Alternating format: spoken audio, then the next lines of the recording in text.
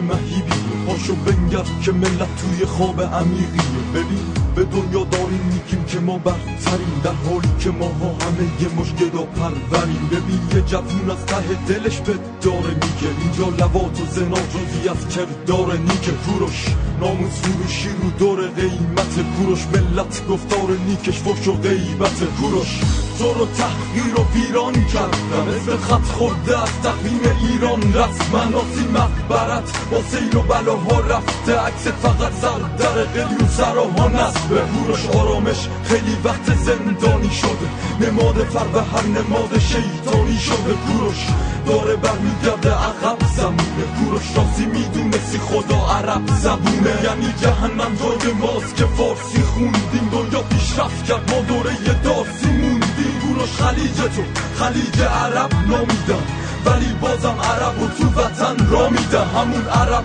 هایی که هستن تشته به خونمون، همونا که دخترها رو کردن زنده به گورشون. هستن همسایه ایران ما روی کاغذ، ولی دستاشون با دست بیگانه ها توی کاغذ. کجایی که ببینی دلا خونه، همه درگیر یه لقمه نونه. حتی جوونای ایرانه دیگه هیچی ازش نمیدونه.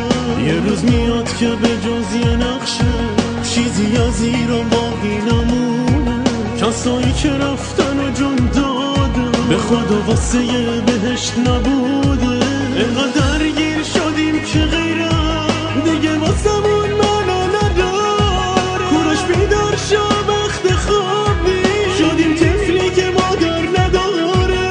هر کی میاد به اسم یه مادر یه چیزی ازمون برمیداره. یه روز میاد که ایرانی دیگه هیچی از خودش نداره.